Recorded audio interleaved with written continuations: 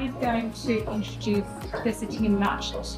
He is joined us. He is the director of AMSI, and he's also an honorary professor of maths at the University of Wollongong. He has a PhD in applied mathematics from the University of Adelaide and has published more than 100 research papers. His extensive research is in nonlinear waves, optics, and industrial modelling. Tian has a long history of leadership in the mathematical sciences, having been Dean of Research at the University of Wollongong, President of the Australian Mathematical Society, Chair of the Australia and New Zealand Industrial and Applied Mathematics Society, and Director of Mathematics Industry Study Group. Also, twice been Executive Member of the Council of Deans and Directors of Graduate Studies, and was a member of the Endeavour Awards and the National One-Word Plan Selection Panel. So, thank you, Tian. Thanks for that introduction, Lisa. So yes, as Lisa said, I'm Tian Marchant. I'm Director of the Australian Mathematical Sciences Institute. So I'd like to welcome everybody to the Maths and Career Teacher Industry Day today. And I've been talking to some of the participants, the teachers as they arrived, and really impressed by the commitment from some of the teachers travelling from regional parts of Victoria. I chatted to a couple of teachers who came from Shepparton today, caught the 5 o'clock train, so that was very impressive. I was very impressed with that. So thanks for coming today, and I hope you have a great experience. So I've got some thank yous to make, but before that, I just wanted to talk a little bit about the purpose of this event. So in Australia, we're facing quite severe workforce shortages as the industry demand for maths, stats and data science graduates continue to grow. That's because the nature of our economy has changed. It's much more of an analytic and data-driven economy now, and the need for those graduates with those high-level maths skills and data science skills is really growing. So industry demand for graduates is taking off and growing exponentially.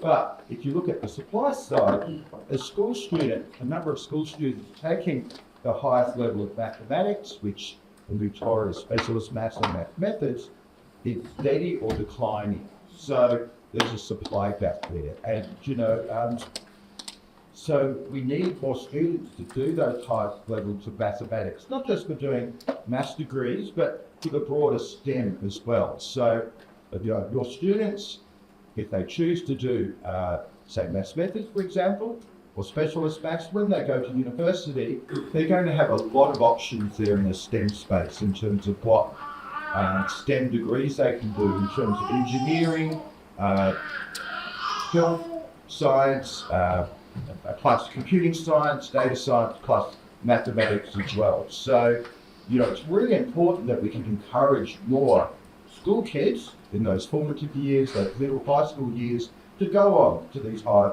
level of maths studies. So I hope that this day will allow you to learn more about the great career options in the mathematical sciences, and we have 2 industry partners participating in the day to help motivate to really reinforce that message.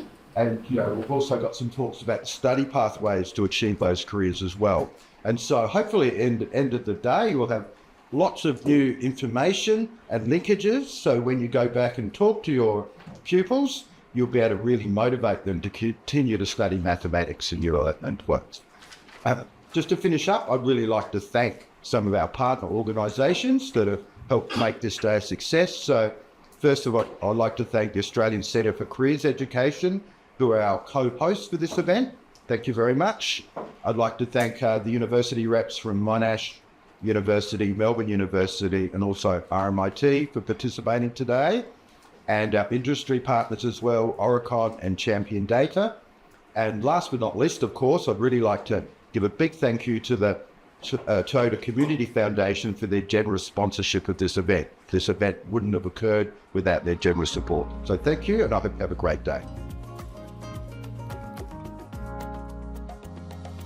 Without further ado, I would like to introduce Leanne McMahon. So Leanne is our resident schools mathematics advisor. She works at AMSI and has been here for quite some time.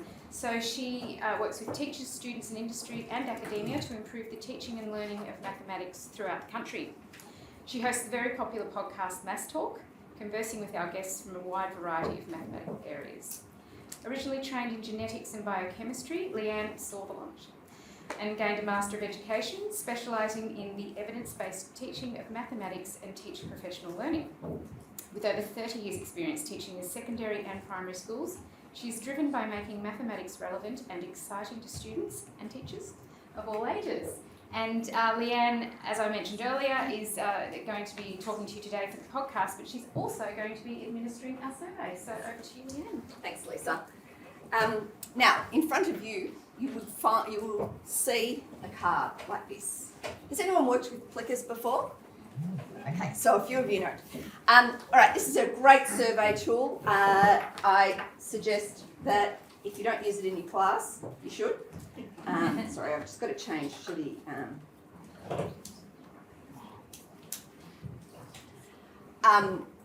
It's a really easy way of doing surveys, also multiple choice questions, that sort of thing. You'll notice on your card there is a number.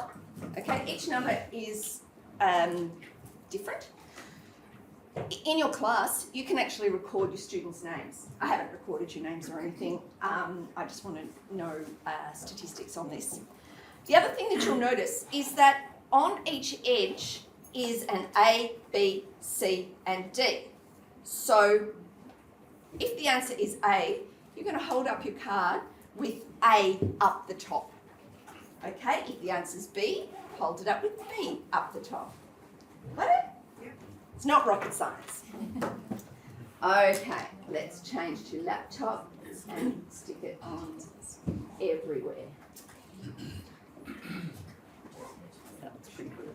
Okay, so the first, and the other thing that happens is that it goes through, you can actually scan this through your phone.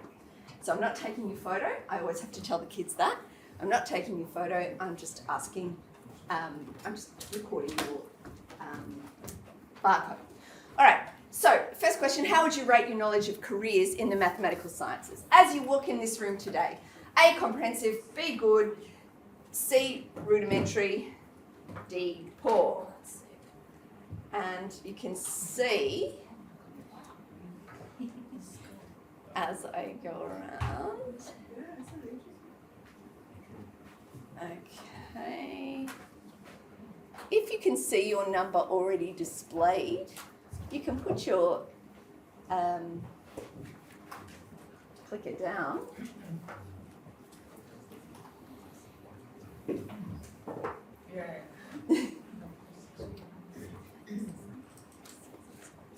Sometimes the closer ones I skip. 18. Has anyone got 18? No, all right, okay, cool. All right. Right. How would you rate your confidence in including mathematical careers in curriculum-based mathematics classes? Now, this is one that is more for the teachers than the careers practitioners, but I'm very happy for you to answer it, and you can answer D, I don't teach maths classes. So this is, if you're teaching a maths class on linear equations, could you whack out a career that uses linear equations? How confident are you in making it relevant to a career? A, very confident. B, not overly confident, but I try. C, I don't include careers information in maths classes. And D, I don't teach maths classes.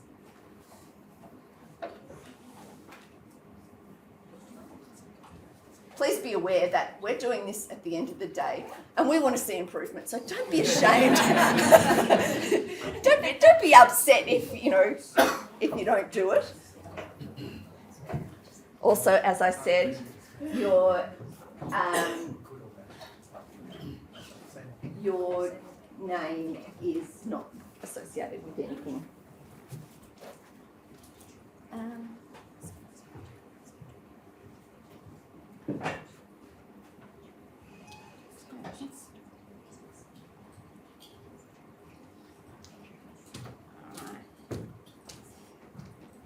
Okay, now this is one that is more for the careers practitioners, but if you are a teacher, think about your general knowledge of careers. So how confident are you in relating specific mathematics topics to mathematical careers. So this would be an example of when you are giving career advice to a student. Are you able to say, oh, as a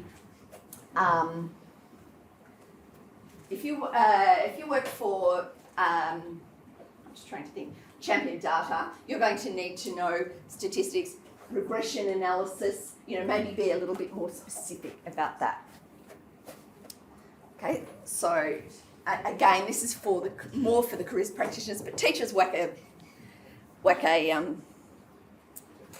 plicker up. I think this is the last question. So.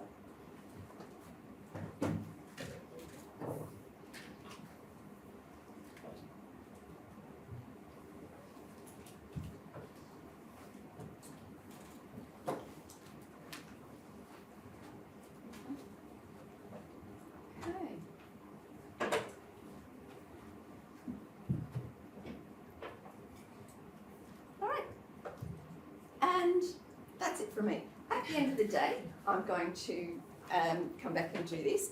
If you have to leave early, can you come and see me? And because I'd just really like to just get a little bit of feedback on the second lot of questions. I can put them on paper, so that'll be really easy. I'm going to collect the Plickers cards. I'm not going to make you carry them around until the end of the day because they get lost. And I'm not tracking you personally. I don't need to know your growth. I just need to know the overall growth. So, and can I put another plug in for the lesson plans? The plan is to teach you how to take a specific concept in maths and relate it to a career. So I've just been working on the Year 8 one, and I am using, I think it was, plotting graphs, and I'm relating it to a person who works for BHP, who looking at if a mine costs, if we have put $20 million into a mine, we earn so much a day, it costs so much a day, when are we going to break even, when are we going to start making a profit? I'm making it into a simpler problem and then extending it just so that people, that Year 8s can see this stuff we are doing will be useful. Okay? And that's me. Thank you.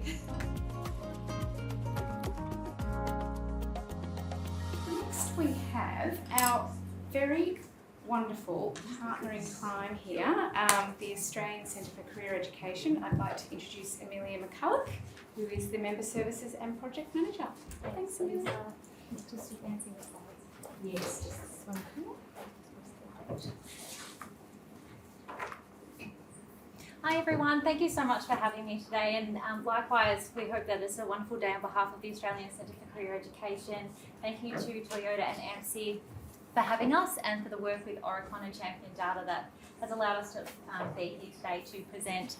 Very quickly, in a nutshell, ACE started in 1975 as a member association to support career practitioners, and the work that we do is really to support individuals who are in the career sector and help support their knowledge and growth, which then in turn helps young people who are within schools or as mid-career changes to make informed decisions about career development processes throughout their lifetime. So part of the work that we are here to do to support today, which both Lisa and Leanne have spoken about, is the lesson plans. And I won't go into too much detail, but I can confirm that there will be really exciting opportunities for you to take away as part of today's experience, but also for anyone who's in your school who may not be here today, who will have access to those, which are developed for Year 8, 9 and 10 in particular. And these resources are mapped both to the mathematics curriculum and also for the Australian Blueprint for Career Development. So in a very quick nutshell, just to keep things moving today, that is a little bit about ACE.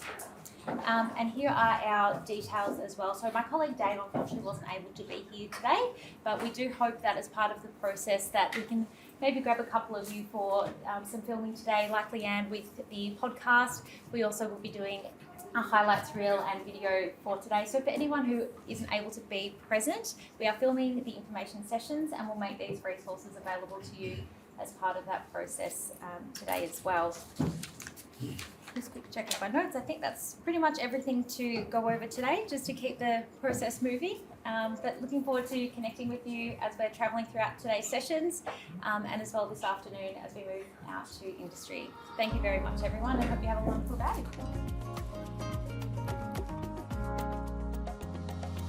I would like to introduce Dr. Simon Clarke, who is the course director of the Bachelor of Applied Science at Monash University. Prior to being the course director for Applied Data Science, he was an academic in the School of Mathematics, specialising in applied mathematics and atmospheric science. Simon's going to lead you through the careers opportunities in data science, a burgeoning field and one that you'll hear about more on the industry side when Champion Data get up and speak to us later on this morning. So welcome, Simon, and thank you very much. Thank you. Put this right there for you. So this one goes That through. one right there, yep. Okay. As just mentioned, I'm the director of the Bachelor of Applied Data Science at Monash University, which is a degree which started in 2020. So we had our first graduation last year and our first lot of honours students. So it's been a very exciting time running this degree. So I'm going to talk to you mainly about data science, but this equally applies to students that are doing a mathematics degree. If they're doing a mathematics degree and they're doing linear algebra and statistics and learning a programming language, that gives them the skills that they really need to get into data science. And that's what's also taught in the School of Mathematics at Monash University. So here's a word cloud of what people in data science do. And you may have seen sort of a lot of these terms. The term which, this is a bit old, so the term which has really got bigger in the last 2 years is artificial intelligence, okay? Which is the burgeoning part of data science. So this diagram really sums up what a data scientist does. And before I did the Bachelor of Data Science, I was here, the traditional research, doing applied mathematics on similar topics to what Tim does, okay? So, but this is essentially what a data scientist does.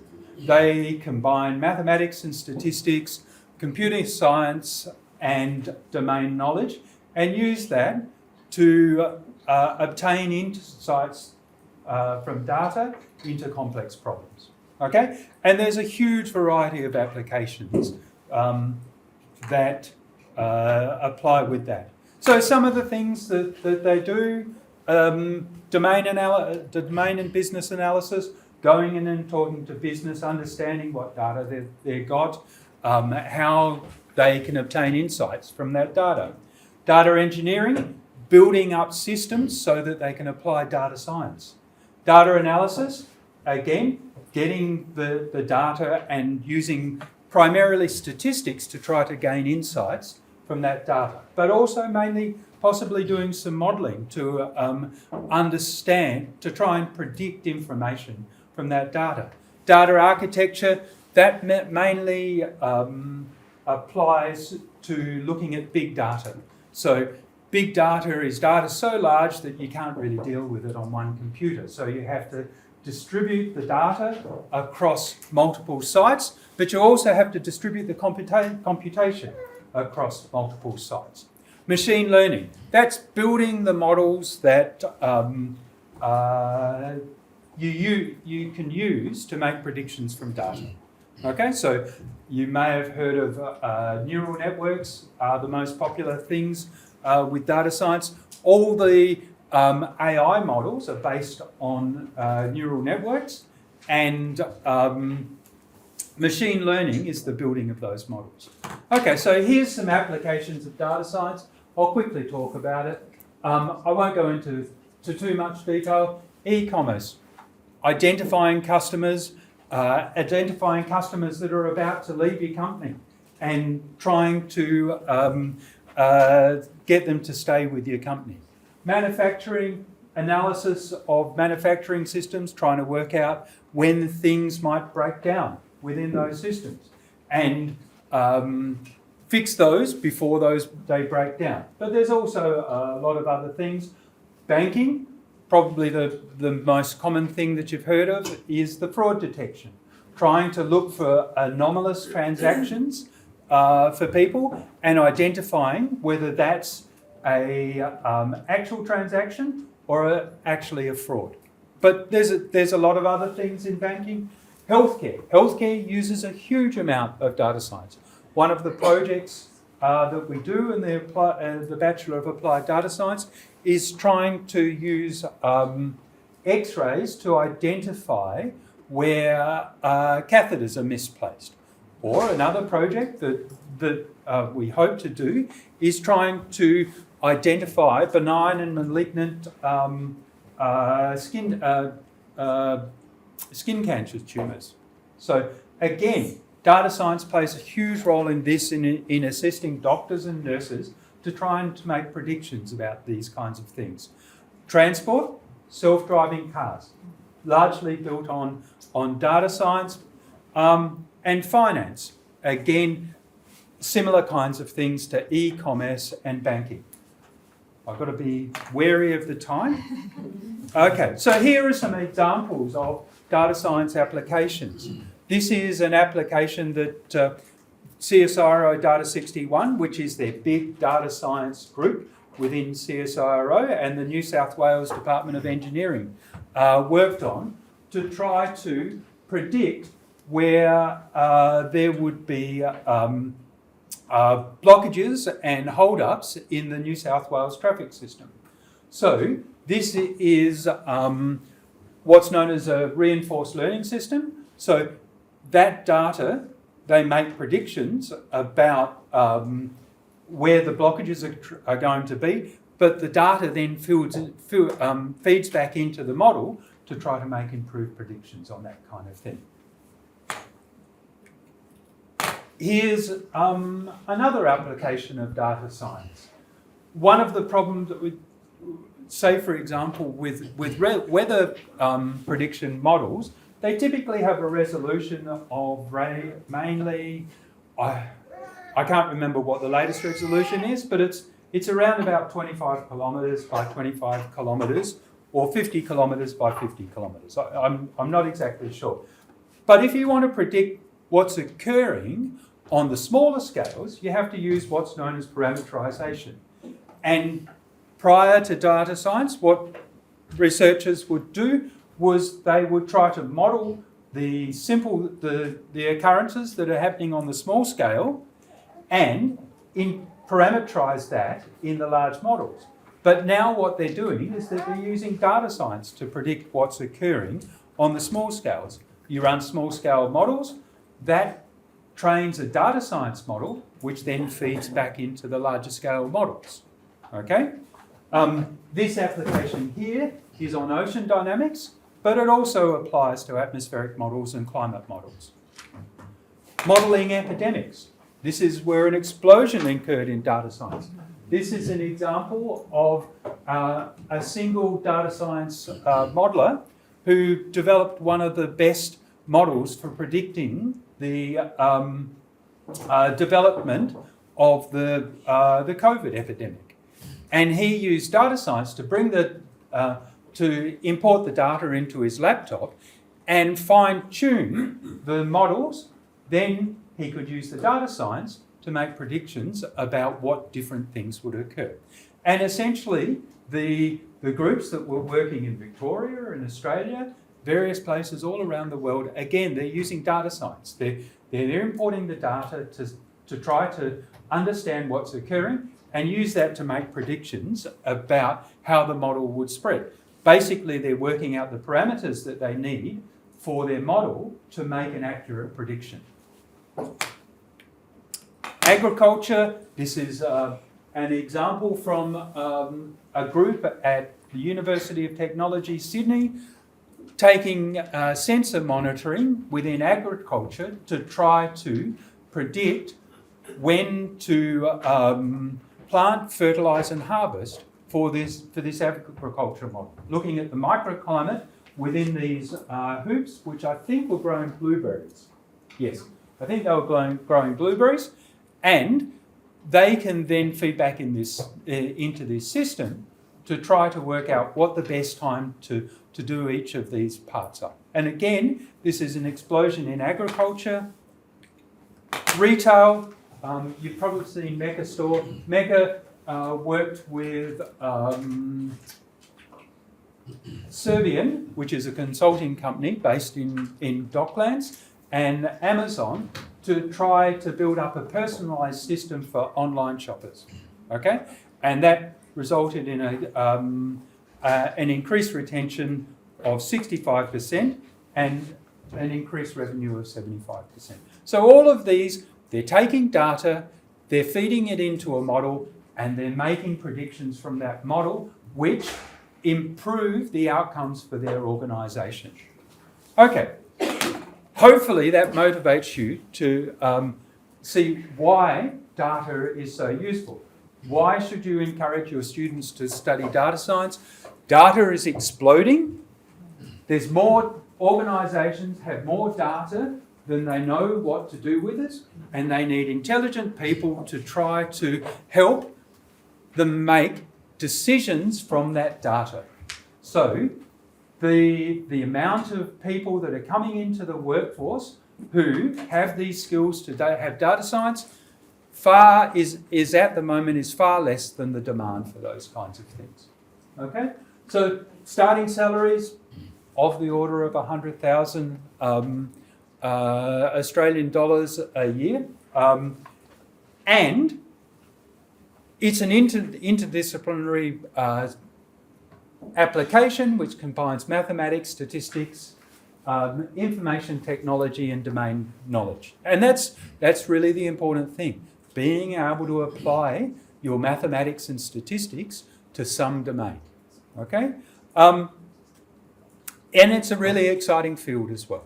Okay? So I'll leave it there, and I believe we're coming back for questions later. Yes, we are. Yeah. Okay. Thanks. Thank you.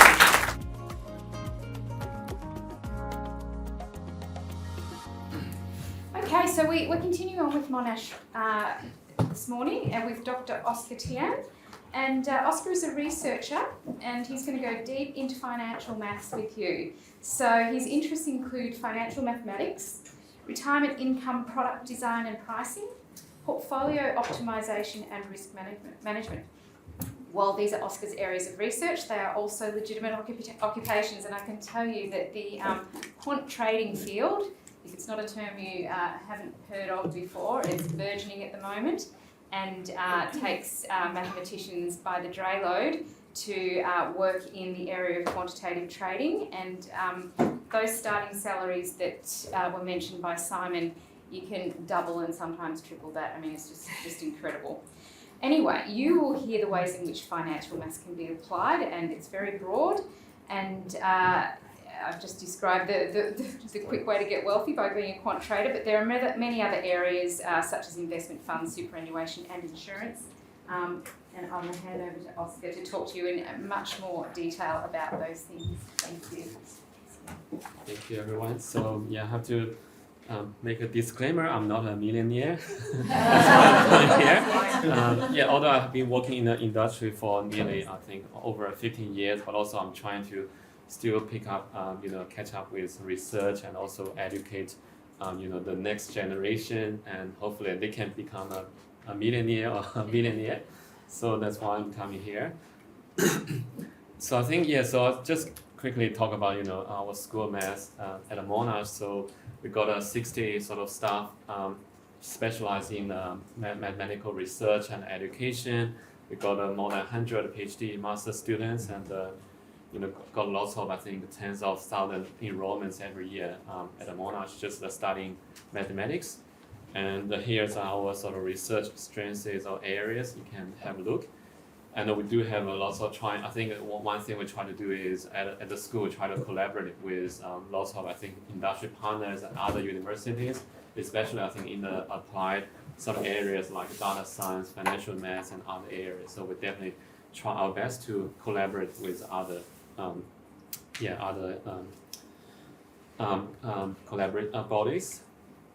So just quickly, briefly introduce what is financial mathematics. So basically, we talk about financial market up and down every day, right? So this is a very sort of niche specialist area. So basically, what we're trying to do is to apply sort of mathematical sort of models and knowledge into the mass financial market, and think about the first sort of mathematical formula or novel discovery in a financial market is so-called option pricing or the financial derivative, back to 1970s. So this is basically the sort of, we call the start of financial math, and the quantitative research and quantitative analysis has been the booming area within the financial industry. And also another thing is you can look at the root cause of different financial crises over time. Originally, in 1980s or 1970s, the root cause of the financial crisis is largely in we call it the plain sort of equity market or fixed interest market. But in recent years, especially from 2008 to date, and in the recent sort of crisis, we can find the sort of the root cause of these crisis is from these non-linear and very complicated sort of financial products. And then that's why there's also a very strong demand for specialist mathematicians to get into the financial mathematics area to help the bankers and other everyday normal people to solve these financial issues. And normally we call people who do financial math or quant finance in the financial industry we call ourselves quant or quantitative analysts. So basically, we try to apply some quant methods and mathematical models, techniques, and to apply financial mathematical theories to process some financial data for decision making. So basically, you can use that to do to collect some data, and then to think about financial results, do the forecasting, but also solve some problem. Hopefully, solve some problem in for the long term investment, etc., risk management, etc. And in terms of the knowledge and skills, I think I would say this is a little bit, I think, advanced studies. I think that's why we develop a master program and PhD instead of, I think, bachelor program in this niche field. So the knowledge you need, I think, to be a quant is, I think, firstly, you need to understand a little bit about the financial industry, whether it's banking, insurance, fund management, or risk management. And then the second part is the sort of the key part to differentiate yourself with other, normal other people in the financial industry or applied finance or general finance.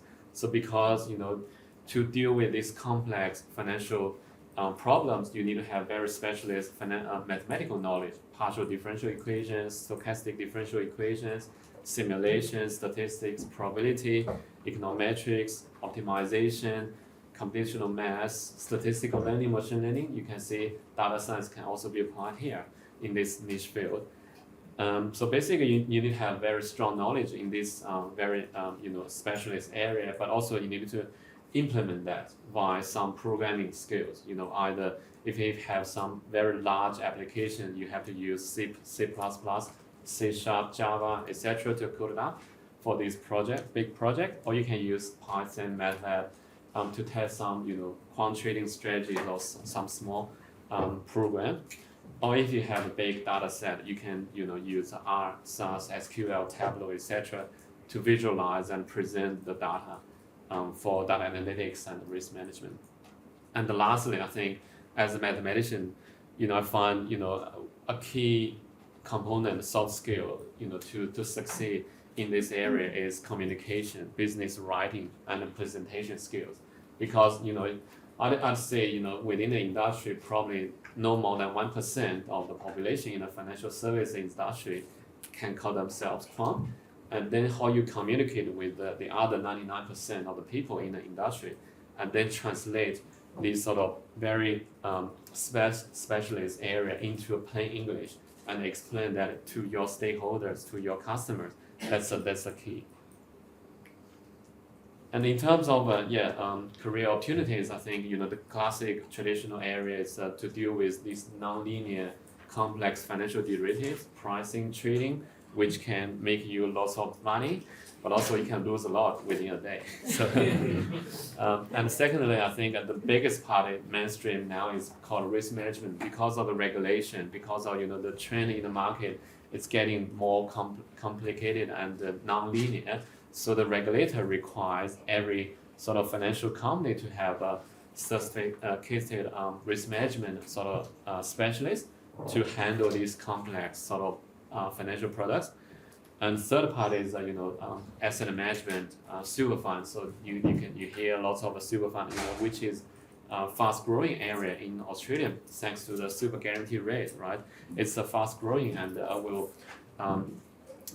overtake, I think, the banking, the big four banks in the coming years. So it is ever growing because of the guaranteed super contribution. And then because you're dealing with lots of long-term investment problems, and then we'll talk about some examples very shortly. And then there's a strong demand for mathematicians to join the asset management super funds. And lastly, I think as one area, as part of data science, you can apply your data science skill in financial industry as well. So yeah, some examples, especially I think hopefully that's relevant to Australians. So firstly is our superannuation industry, retirement income area. So in the early days when people are young, you wouldn't worry about your sort of longevity rates, inflation rates, or liquidity rates, sequencing rates, etc. But when you are close to or getting to the retirement, then you need to think about whether you have sufficient adequate funding to fund your retirement life until the day of your death, or maybe you have different objective, right? So you can sort of formulate these sort of things into a mathematical problem and then try to use, I think it's still quite a complicated. Sometimes you can talk to a financial advisor. They may give you some sort of piece of personal financial advice, but sometimes you can also use some mathematical tools to help you to plan ahead and forecast what's your retirement income needs. And then I said, think about, you can also formulate this retirement income objective as a mathematical problem. Do you want to grow after retirement, assuming you have no other income? You just rely on your government age pension, your superannuation, and also your discretionary savings. And then what's your retirement income objective? Do you want to grow as much as you can, just spend as little as you can, or you want to preserve? Maybe you just spend the returns you get every year so that you can preserve your wealth for the next generation, or you want to have optimal spending, spend every cent you have until the day of until the day you die, but as long as you know what is the exact day you will die. So that involves a little bit of mortality modeling and forecasting. So, and there are many other sort of applications of quantum finance. As mentioned, derivative overlay, how to use derivative derivative to put in place some downside protection, to eliminate downside risks for our clients, and quantum investment, portfolio optimization, asset simulation, and also financial planning, etc. There's lots of applications just within the financial industry. Now talking about our program, as mentioned, I think we have a Master of Financial Math program, the first of its kind in Victoria, and it's ranked in top 50 in the world. And so we do try to get lots of mathematicians to talk, to teach in this master program, but also we got lots of industry partners to come along to incorporate career and also practical applications into the program. And one is the most sort of setting point of this program is within the 2-year program, the last semester is not teaching, is to place the students into industry for internship. So basically, a normal student getting into the program, you only study up to 1.5 years, and the last semester, they will be placed at a financial industry, financial services company to practice their sort of quant skills in their daily job. And also think about our research, and we have studied the Quant Center, the Center for quant finance investment strategies, and collaborate with lots of industry partners to try to share our research outcomes and collaborate with industry partners to solve hopefully some complex problem and maybe make the next generation be a millionaire. All right, thank you. That's all. The next person we have to speak to, we're changing a little bit to a maths graduate who is now out in industry working and has been out in industry for about 4 years. So Mabel Chen is a self-described maths and data nerd. She graduated from RMIT with a maths degree in 2019 and went on to obtain a certificate in education from Melbourne University. She's currently working for the Victorian Department of Education as a Senior Policy Officer and Data Analyst. Prior to this, she worked in a variety of different areas as a maths educator, analyst and consultant, and I think she's probably going to tell you about even more roles that she has done in her presentation. She has applied maths in many ways, folks, and when the time allows, she continues to freelance as a maths education consultant. So welcome, Mabel.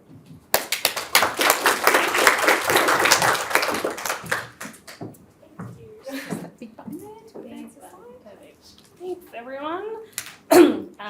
Like listening to all the presentations has made me forget my own presentation. So hopefully my slides help direct me, and hopefully my lack of notes keep this short and to time. Excellent slide to help me remember mine. I'm Mabel. My presentation is much more self-involved and about just me and my experience going through leading my way to a maths degree and I guess building a quote career post degree, I suppose. Let's see where this takes us. So yeah, a little bit about my pathway is that it's not super, I mean, yeah, it's not completely uncommon, but it's not the standard like high school plus uni equals job, I suppose. I didn't go straight to uni. I actually had no intention of going to uni when I was in school. I did end up studying methods and spec in VCE. But yeah, I mean, as I was introduced, I'm a self-described maths and data nerd, I suppose. I managed to keep my love of maths all through school, which I know not all of our students do, but I very much studied maths out of interest. High school was a bit interesting for me. I had a lot of like personal things going on that meant I didn't go to school very often, but I did manage to stick to maths in my VCE subjects. But yeah, I had no intention of going to university. I didn't really I didn't love formal education structure of school, so I didn't really think uni was necessary. But eventually I got there, and yeah, so I've had a lot of different jobs since. So I will keep this as simplified and brief as I can because I feel like most of these details probably just belong in my memoir somewhere. But yeah, so I did manage to do methods and spec in high school. But then, yeah, I went straight to work. I think I was waiting for the SWAT back period to just go to full-time work immediately. I need to get a job. I need to pay rent. I need to just start working. So uni was not on my radar at all. I think I did probably apply for a couple just because why not have a safety net? But I really wasn't planning to go to university. So I finished high school. I worked, yeah, as I said, I worked a lot. There was definitely a time when I was working 4 jobs at a time. I think I would work during the day and then work during the night and then part-time to a few different places. And then somewhere through my first year out of high school, I really missed maths. Just as like a personal interest thing, I was just, because as much as I maybe didn't take to school, I found maths really interesting. I ended up going to like McRobertson Girls, so a selective entry school. So the cohort, I only went there for 1 year, but the cohort was quite different to the point where I would try and ask a lot of questions outside of the, specialist maths study design, and I would get told off a lot for asking questions that weren't in the study design. But I just thought it was I've always thought maths was the most interesting thing. And so even though I didn't really like having to study in school or doing exams or anything, I missed it. But I had this sort of self-awareness that I did not have the self-discipline to pursue it. Personally, I have interest. Like I knew I couldn't just watch YouTube videos and read books and be disciplined enough to do it. So I thought, let's enroll in a maths degree just for fun, and I'll just drop out when I get bored. That was literally and even through my first year, I was like, I'm just here for fun. I'll drop out when I get bored. I think I remember as well in my orientation day, so I went to RMIT. I remember in my orientation day, there was a bit of a circle, and they said, "Why is everyone here studying maths?" And a lot of people said money, to be honest, which is fine. And I was like, no, I just like it. And so, but I was still working a lot. So something that I reflected on a lot is there's very different ways of doing university, and working full-time and studying full-time is not the best way. But again, it's not entirely unheard of. Like, I'm sure I'm not the only one that has gone through uni working full-time. But that was very challenging. So you can see between 2013 and 2019, so it's a 3-year degree that took me, 7 years. I was very on and off in my degree. I deferred multiple times. I was working around the corner from here actually at the Grattan Institute, and I would go to RMIT to do my tutes on my lunch break. Yeah, it was it was extremely on and off. And I wouldn't recommend it, but it was fine. I eventually quit my job in, I think, 2018, and then I finally went back to study full-time. In that, yeah, I mean, because my path isn't linear, my slides probably aren't really linear, I'll go back and forth between uni and work. But yeah, I eventually quit my job, went back to study full-time, which was much, much easier, much more enjoyable. Cannot recommend it enough to just be able to study. That's something I reflect on a lot, is we know a lot of students have different experiences. They either can afford to live at home and have support, or they have to work part-time and use Centrelink, and it's unfortunately a very different experience. But if you can study full-time at uni, it makes it a lot easier.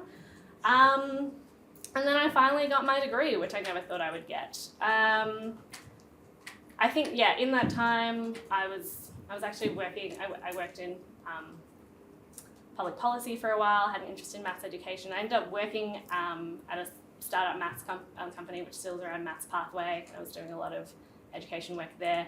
I think over time, it was enough that work had kind of stagnated, and I just thought, you know what, I should finally get my degree. I think I'd enrolled in a few online courses through Open Uni, and just really, it didn't work. So I decided to just quit while I had enough savings in my bank account and go back and finish it off.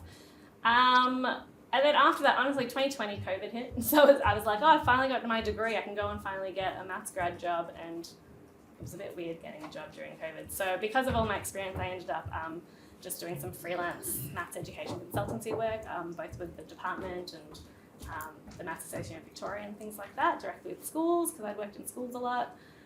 Oh yeah, I put this on here. So 2021, I started a grad program at a business consulting firm. Didn't like it. And I've ever since been working with the department. So I think that's kind of where my next slide is. So over the years, I've worked in a lot of different places, and I tried to sort of capture them, but I did a lot of office work. Like, I think straight out of high school, when you don't have experience, office work is a really easy way to get your foot in the door. I've worked as a paralegal.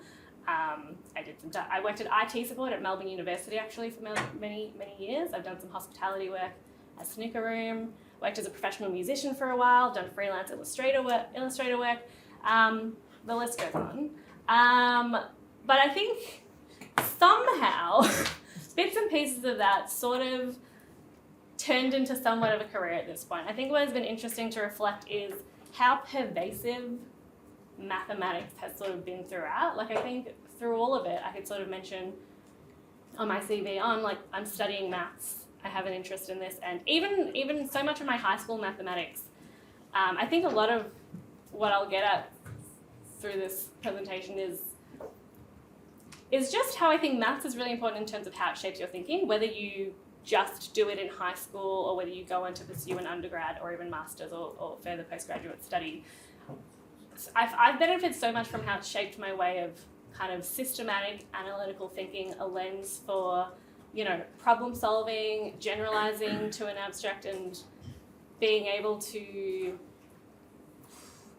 try and optimize things. Like, even when it comes to sound engineering or editing videos, or even like using Adobe Illustrator to do illustration work. There's so much like geometry that you try and be efficient because you're trying to work the shortest hours. So it's kind of been interesting in how many jobs I felt maths was relevant. But yeah, sort of through my interest, I have done a lot of work in maths education. I think it can get in a bit of a circular logic if we're saying everyone should study maths so they can teach other people to study maths. Like let's go towards my other maths work that I've sort of done.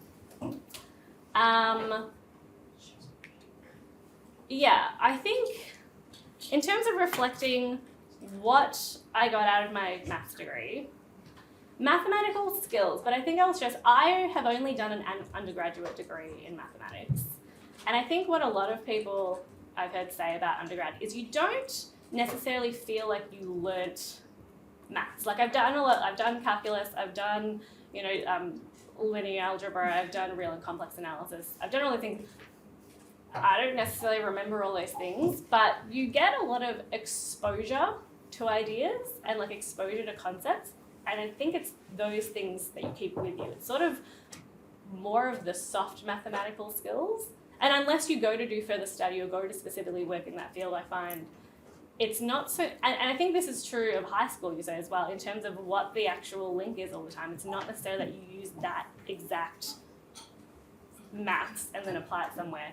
It's you get that exposure to that conceptual understanding and it just, something else will remind you of it and you might use it a little bit differently. So I think it's kind of that general exposure to really high-level mathematical concepts that I found carried me through. In terms of general things that'll be true of any undergrad, not just a maths degree, but there were definitely placements, job opportunities, uni games. I did the AMSI summer school, which is how I think I ended up on this list. Definitely networks, indirectly more, like I think you just end up in a world with other people. Like I think a lot of students, unless you end up in a workplace or university, you just don't meet the same number of people. So I had access to different networks that I wouldn't have if I hadn't gone back to university. And then I put this in quote street cred, which has really struck me. But in terms of what I think I got out of a maths degree, a lot of it is this sort of intangible street cred that I find maths definitely gets you when you're out in the workplace. And part of it I think is from like the mystique of maths. Like a lot of people still don't know what maths is. We have a huge culture in Australia of being afraid of maths anxiety. People just think it's like this big, scary, intimidating thing, which ends up being kind of a benefit in your career if you happen to have any experience in maths, because it's extremely highly regarded in every single industry. And it genuinely impresses people to the point where you'll find on a lot of job descriptions, they'll list a bunch of undergraduates, like maybe you need a background in like economics or policy, and then they'll just list maths generally because they just assume that anyone that's done maths probably is pretty good at thinking, which I would agree with. I think that's pretty good. So it ends up being a kind of catch-all that people think, oh, you can do maths, you can do anything. Like that's genuinely been my impression in the workplace. Because people don't really know what maths is, they just assume you can do anything. So you get job offers, honestly, just, and this is just with an undergrad in maths, but I very, very much have felt the effect of the street cred of maths.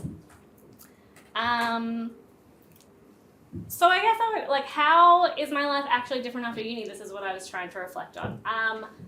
Over the years, because I worked for so long, I think a lot of I wasn't ever sure I would go back to uni and finish my degree, and part of that was me often feeling, do I need my degree? Like I'm already working, I'm already a professional, I'm already at this salary, like I've gotten this far without a degree, what's the point? Why do I need it? And I did probably somewhat mostly go back out of interest. There was probably a bit of, oh, I've come this far, it doesn't hurt to finally get the degree.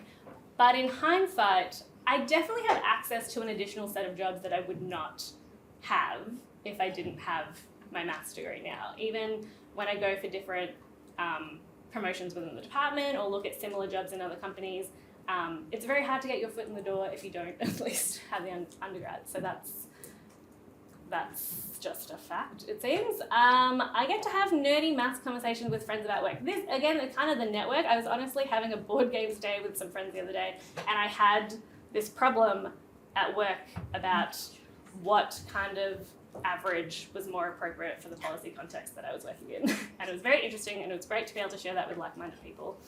And And then I guess that, like, uni experience and work experience definitely start to bleed together. So I think when I was trying to figure out what from uni is directly applicable into my work or what from work experience is directly applicable, it's not really important what came from where. I think the point is that I have both, and they were both valuable together. I don't remember what's on my next. I'll just keep talking because I think I had a few other points. But yeah, my life and career would be very different without my maths degree. I will talk a little bit more about my work, but there is definitely a shortage of maths and data people even in my workplace, in terms of what I do. So I'm a senior policy and data analyst for the Department of Education. I'm working on in the early childhood group in the massive Best Start, Best Life reform. So my job is to model supply and demand of kindergarten infrastructure over the next 16 years across the state. And I think what strikes me is, even in my workplace, now as we keep hearing, everywhere we have so much data, more than we know what to do with. The department is trying to do data-driven policy advice, and we have some people like me who have come through a maths background that have come in and picked up the policy context on the way. But even those that have come from a more humanities background and are working in manager roles, they have had to pick up the data skills along the way, because everything we do relies on data. And I guess what I wanted to highlight is, again, in terms of the specific mathematical skills, it's more about the concepts that I've been exposed to online, the logical thinking, the ability to almost prove things from first principles. So much of my job is looking at data. We have a quality assurance process where we have to kind of check that things are correct, understand how relationships work. If you're trying to build a mathematical model, so I have to build a model using population data inputs and assumptions about certain things based on other data sets we have, and estimate total demand of 3 and 4 year olds and estimate total supply based on the operating efficiency of every kindergarten service across the state. So then you have to build those into sort of formulas and then spit out the number, but then communicate that in plain language. And if something's off, if something doesn't match the real world, you need to have a good enough understanding of how those relationships in your formula work to be able to track down what's causing the difference. Is it because you have an outlier in your data? Is it because you used the wrong average? Is it because, you just have to be able to understand how the formulas fit together. So a lot of it, I think there would be so many different mathematical concepts I use on a daily basis, but it's just that kind of systematic, conceptual optimization thinking that goes through. But what I will comment on is there is definitely a shortage, especially in the department. People don't know what they don't know. And so if you don't have the expertise in the workplace, you don't realize what you're missing. And so even now, it's still almost too pervasive that almost all data work in most governments is done in Excel, which is fine. And I will speak if you can teach your students Excel skills, it's still a very employable skill. But that's because people don't know the limitations of Excel, because people aren't coming through to know when R is a better use or when SQL. That's the other thing. The coding I worked through my degree, which I first started doing coding probably when I was doing my MySpace profile in CSS, and then I went to uni, and then I honestly transferred my MySpace knowledge into C and then to R and then all these other things. But yeah, we talked about Tableau. I think Simon mentioned Tableau. We use that at work for data visualization. But if people don't know about the tools, you just end up having inferior work in the workplace.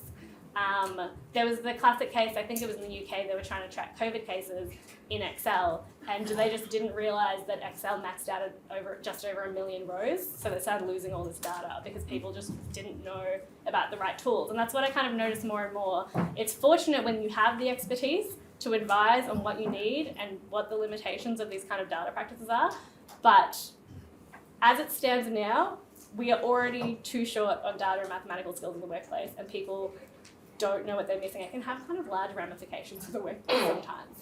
So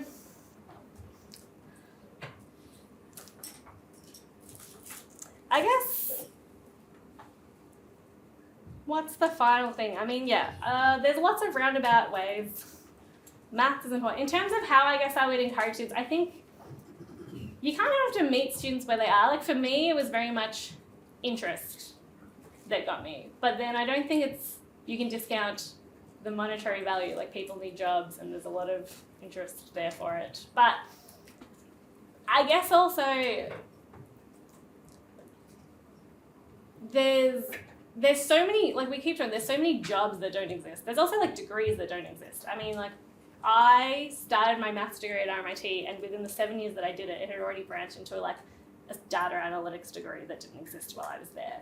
And so I think when we're thinking about like student pathways, there is kind of this like, at least I have this generalist view of mathematical skills and a mathematical approach that I think is going to be valuable anywhere. That's probably enough. I'd like to introduce you to Professor Inge Koch. She's the Associate Dean of Mathematical Sciences at RMIT University. Professor Inge Koch was appointed as Associate Dean and Professor of Statistics for the Mathematical Sciences at RMIT in February 2023. The research of the academics in the mathematical sciences focuses on cyber mathematics, mathematical biology, optimization and computational methods, as well as statistics and statistical data science. Prior to joining RMIT, Inge was a Professor of Statistics and Data Science at the UWA in Clarke, University of Western Australia, where she focused on building data science within UWA and the community, including industry and government partners.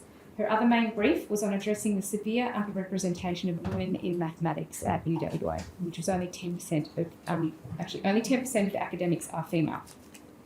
From July 2015 to early 2019, Inge was the Executive Director of the Australian Mathematical Sciences Institute Careers Choose Maths program. So we had, some of you may have been exposed to the Choose Maths program. It was a very large 4-5 year project that AMSI delivered, and Inge was the Executive Director there.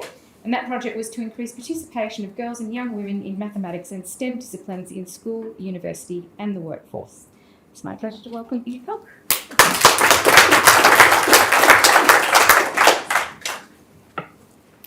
Thank you very much to AMSI for inviting me to be part of this event. It's a real pleasure to see some of my former colleagues face to face again.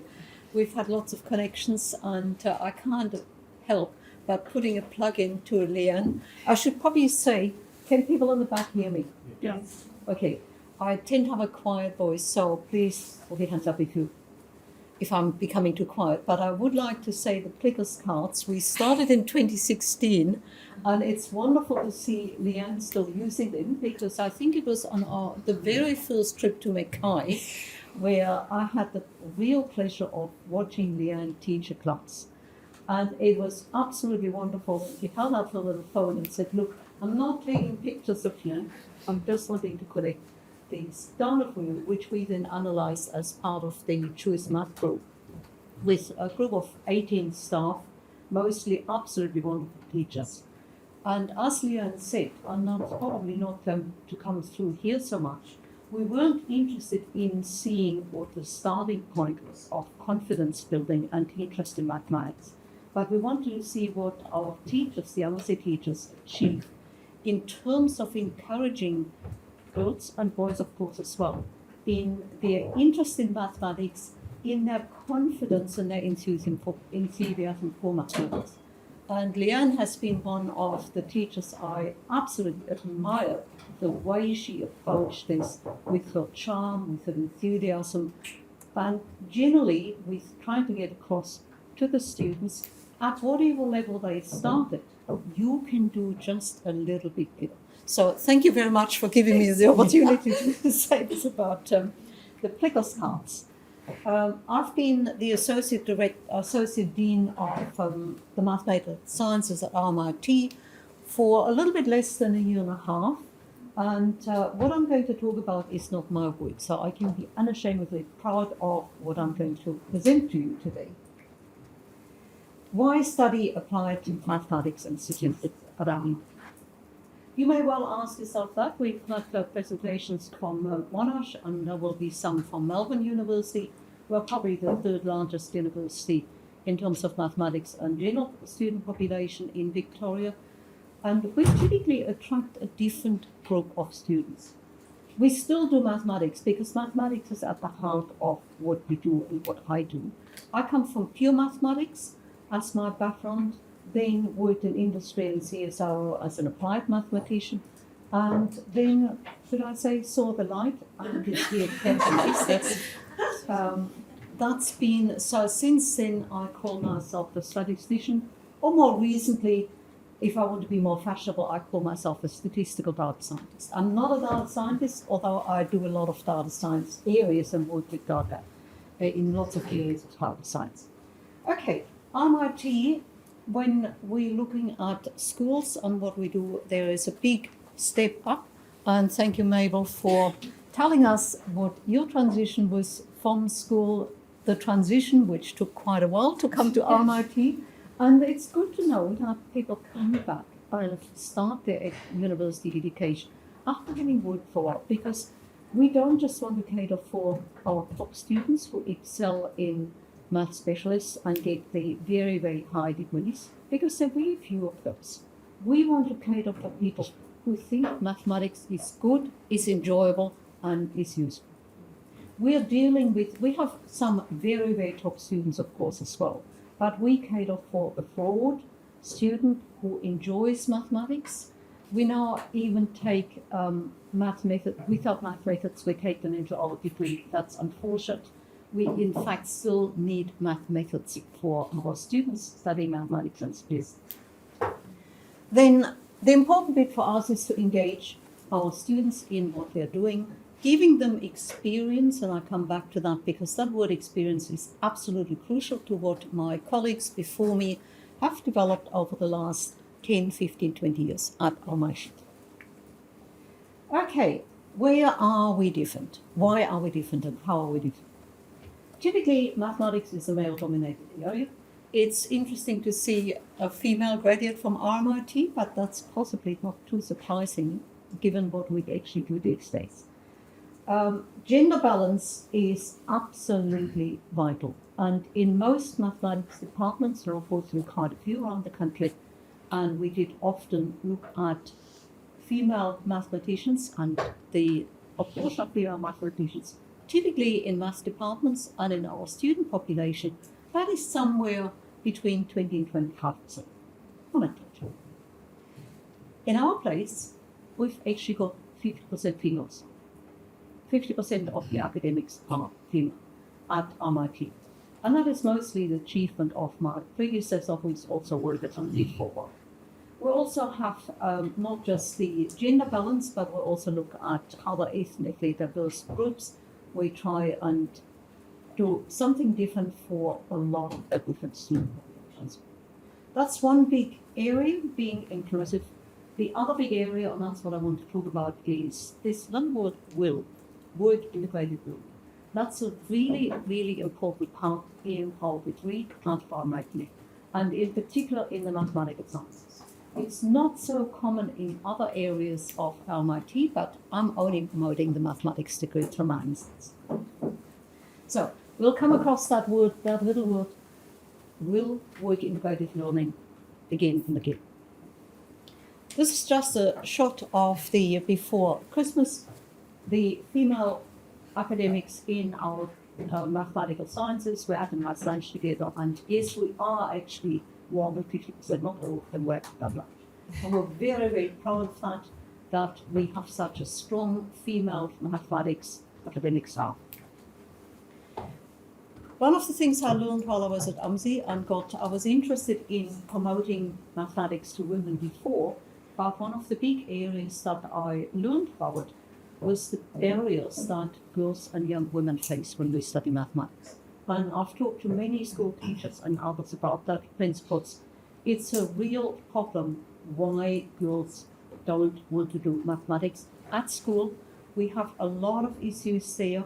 This is simplified when I just say there are barriers like stereotypes and attitudes, but a great, great part is due to attitudes in society, from our peers, from our parents, from our teachers, that we feel when we're young female and think about doing mathematics or enjoy mathematics. There are many ways we can help our students, but we do need to be aware of one of the things that makes it hard. And again, when I was at AMSI, I was talking to a school in Perth at the time. That was a semi-selective high school. That was not with Leanne, that was with a couple of the other teachers. And we'd been to that semi-selective school after we'd been to low socioeconomic school. And the principal from the second school said to me, you know, I can see you've been to that other school in Perth. And I can see they can use any help we can give them. What are you going to do for us? I took a minute to think about what I was going to answer. And in the end, I said, when you have students in your team who have to decide what mathematics they do, what's this problem? If they don't want to do any mathematics, and we can encourage them at the end of their term to actually do general mathematics, that's done. If they get the confidence to do general mathematics. If they want to do general mathematics, and you can convince them, you actually aren't good enough, and you know you enjoy mathematics, think about mathematics. If you're doing mathematics, then you actually could do a bit more. Think about specialism.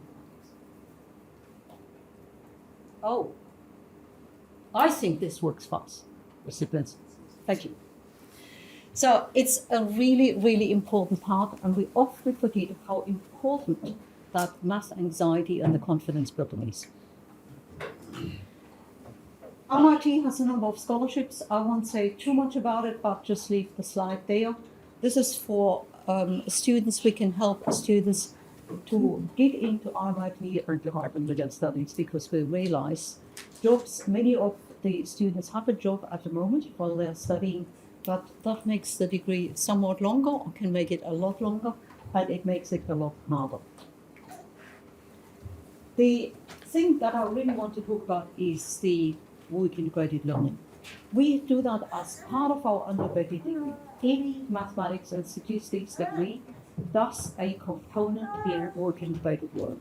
We typically start that in the last year of studies, in the third year of the bachelor degree, and we prepare our students with one course which is a quarter of the load in first semester of their third year, where they learn how we work in industry, where they learn how to write reports, job applications, and generally what industry partners may expect from them. We also have a lot of industry speakers in these classes. In fact, we do that from first year onwards.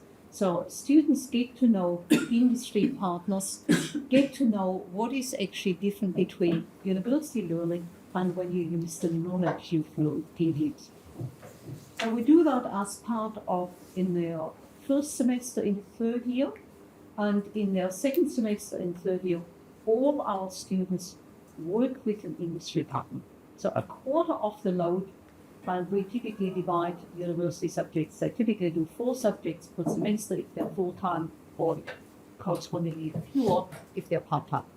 In their last semester, any one of our students takes part in a work project, an industry project with an industry partner. This is absolutely important for our students. It has the one disadvantage that we have very few honor students, because all our students doing mathematics and work integrated learning get a job. Now, looking at the reality, most of our students are perfectly happy with getting a bachelor's degree. Most students don't actually want to do an honors degree or master's degree. They may come back for upskilling masters and recate of that as well. But we want to give our students a good experience, easy experience to get into work and work out what they want to do. So we want to prepare them for that, and that's exactly what the group does. I don't need to say terribly much about what jobs are out there, because the colleagues from Monash have given you a wonderful background for some of these areas. So here's just a slide telling you some of the different jobs that are awaiting you, especially if you've had already some preparation to work in that field. Also, we've heard a little bit about graduate salaries. They are pretty good. This was the 2023 range, and obviously it goes quite high, but it also can start relatively low. One of the jokes that came from the US at some stage, what's the difference between a statistician and a data scientist? And in the Silicon Valley, that was about 50,000. So it's a question of what you call yourself. That's why I sometimes call myself a statistical data scientist. Doesn't affect my salary because universities don't work that way. Many jobs are ahead of you, and our colleagues from Monash have actually told you a lot about that, so I don't need to go into that. I want to spend just a little bit of time, not too much, telling you about our degrees. Now, up to the end of last year, we had a mathematics degree and a statistics degree as part of our applied mathematics and statistics batch. Unfortunately, the university in their wisdom have now decided we no longer have a name degree, but we still do exactly the same as we've done under the names of mathematics and statistics. We're now part of a bachelor degree. And our students, instead of doing a name degree, can do a major in mathematics or statistics or a combined degree. So the actual structure hasn't changed. It's the packaging that has changed. And that's what we need to get across, of course, to teachers, of course, as well, that yes, we do exactly the same as before. We make sure the content of the mathematics and statistics is going to remain the same, even when the wrapping is a little bit different. So we do quite a bit of mathematics and statistics initially. One of the areas that I'm particularly proud of is what we've developed, what we call the Math and the Calc Toolbox.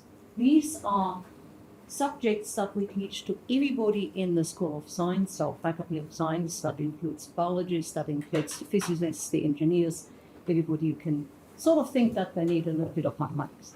We have a math toolbox which is appropriate for every undergraduate who comes to the general area of science. We've got a Calc toolbox. This is for students who have done mathematics at school, and they don't want to do the math toolbox because that's a bit too elementary for them. We've developed that for this year, and we started, and it's going much better. We will complement that with a data toolbox, which is essentially statistical concepts, not boring statistics, which is what I've never done because I only teach statistics after a mathematics degree, but real concepts that we actually use in data with data science. The dark blue ones are the subjects that we teach to the mathematics students, so they have to do a total of 8 mathematics courses as part of their degree, and typically our students do a second major. That second major could be a stats major. Now the individual topics that we teach there or that are on the list, they're not overly important for the moment. They change a little bit from time to time. We've started a new course of statistical learning for data science. That is one of the newer parts which needs actually a lot of mathematics, but not the hard mathematics. We don't prove anything. So it is a subject that will be open to people who want to learn ideas, concepts, and the very important part, computing. To use the computing skills and apply the computing and the mathematics and statistics skills to real data. We also have the double degree, which is the one we are probably most proud of, and a lot of our undergraduates do actually the double degree because they've got two majors in any case. And important in all of these is the will, which starts in third year, first semester and third year, and then the actual placement in second semester of third year. I want to finish with global opportunities, which we've heard of quite today. It is absolutely important to get across to our students in high school that what you do when you have done a mathematics, statistics or combined degree is you don't work as a mathematician. Again, when I worked at AMSI and we visited the University of Newcastle, we had an optimization person there. She had done a PhD in optimization. She worked in about 20 different industries, a little bit more like Mabel, but she was a little bit older than you. When we asked her what her job titles were, what the industry partners employed us, she had a list of about 20 names. None of them had any indication of mathematics. They may be called software engineer, they may be called specialized in whatever it is the company wants. So if you're ever looking for a job in mathematics, as maths teachers, they'll have the word mathematics in it. Or they are with mathematicians. Maybe CSR is looking for some mathematicians as well. But forget about it. The mathematics you learn, and I'm very glad that Mabel explained that so beautifully. What we learn is skills to learn other things. And that's the real difference between studying mathematics and not studying mathematics. You're not afraid, after a degree in mathematics, you're not afraid to learn new things. And I think Mabel beautifully explained that in the different examples you've brought up there. And I think that is one of the real skills that we learn. Because you're not necessarily using the particular bits of optimization of discrete mathematics in a job. What you're using in the job you're going to have later in life is the fact that you learn something hard and that you're not afraid of opening a textbook in mathematics in something you haven't done and learning that. So with that, thank you very much.